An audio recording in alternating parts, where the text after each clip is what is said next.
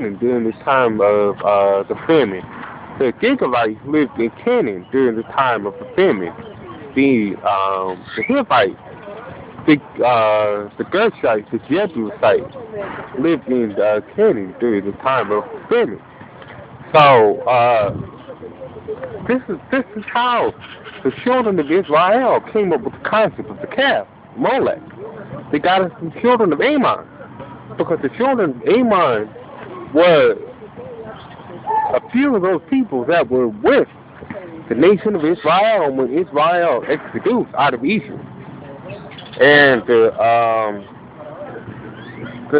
Hivites, the Gigavites, the Canaanites that lived in the land of Egypt during the time of the famine. That's what I'm trying to get. That's the point I'm trying to get across. And we see that the calf was made by the Israelites, but the concept came from the children of Ammon, and we see that. Well, actually, nowhere is it written that the Israelites actually created or made the Star of Yahshua, but the tabernacle, the concept of the Star of Yahshua, was among the children of Israel, because it states in Acts 7, verse 43. And that testifies that, as I've stated before, it testifies that in fact there were Philistines that lived in Egypt during the time of the famine in the land of Canaan.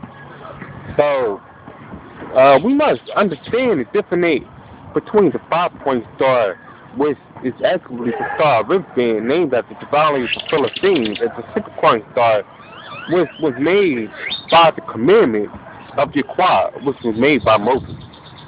So, for the process of making this short, I'm going to go ahead and close this, and we're going to go around the city of Houston. It's somewhere. I'm not in Chicago. It's windy out here though, but I'm going to go around the city of Houston. We're going to see the Star of Yahshua actually still exists. And in fact, the Star of Yahshua is part of the mark of the beast. It's not the mark of the beast, but it's part of the mark of the beast. And in fact, I have a brother of mine who has another YouTube on Yakin. If you go to Yakin, and he has a video talking about another part of the mark of the beast, where he talks about the image of the beast and the symbol of the beast. And if you would like to get more information on that, go to Yakin. YAHKING at YouTube.com. And to end my testimony, we're going to get into Revelation. I took it from Genesis, Exodus, all the way to Revelation, so there should be no dispute. No dispute at all that the Star of Israel is actually a holy symbol or oracle, a part of our heritage. And we get into Revelation chapter 9. Revelation chapter 19, verse 19.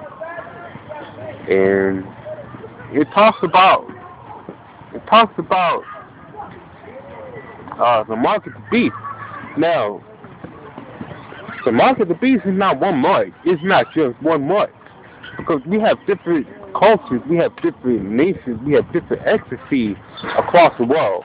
What goes on in the United States doesn't necessarily go on in China. What goes on in China doesn't necessarily go on in Russia. So the mark of the beast is very simple. I can't say how many symbols. We don't know. The secret is with Yahshua. He knows.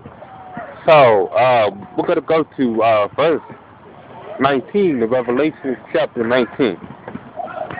And I saw the beast and the kings of the earth as their armies gathered together to make war against him that sat on the horse and against his army. And the beast was taken, and with him the false prophets that wrought miracles before him, with which he deceived them that had the mark of the beast, and them that worshipped his image. And these both were cast alive into a lake of fire, burning with brimstone. And the remnant was slain with the sword of him that sat upon the horse, which sword proceeded out of his mouth, and all the fowl were filled with their flesh. No, so there's this concept that the mark of the beast is one mark. No. As we read in verse 20, it stated that with which he deceived them that had received the mark of the beast, and them that worshipped his image. These both were cast alive into a lake of burning, into a lake of fire burning with brimstone. So the mark of the beast is not just 666. It's not one symbol. The mark of the beast is very simple for various nations. Okay, so no way can the mark of the beast be the Star of Israel.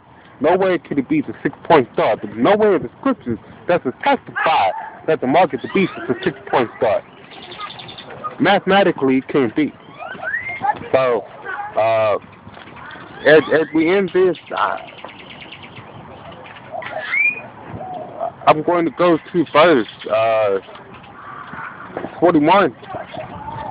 And actually, I would like to end this with good news. You know, we're talking about something. We're talking about the mark of the beast, and we're talking about evil symbols and lies and hypocrisy. We're talking about all of that. And you know, in fact, I'm not going to read this. I'm not going to read it. I encourage you to read chapter 21. Chapter 21. All of the verses of chapter 21. And you will see that, again, the number 12 is established within the kingdom. Again, the number is... Okay, I can't testify to this, but this very well could be the symbol of the kingdom. This very well could be the symbol of the temple. Very well. So I can't testify to that. But I can testify that the Star of Israel represents the number 12, as we read in verse 21, chapter 21, verse 21, which states that 12 gates were 12 pearls, and every gate was of one pearl, and the street of the city was of pure gold, as it was transparent glass. And this is the reestablishment of the kingdom of the Messiah.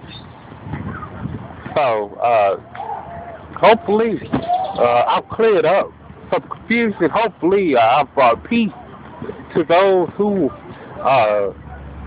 have been confused as to whether they should accept the Star of Yahshua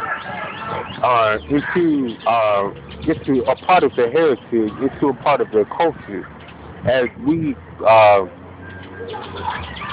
get closer, as we grow closer to our Maker, and as we learn more about our Maker and the heritage we see is given to us on a daily basis. And you know, may the Spirit of the Comforter be with you and yours. May the Spirit of Yahshua give you wisdom and guidance. And may the Spirit of Yahweh watch over you. Shalom.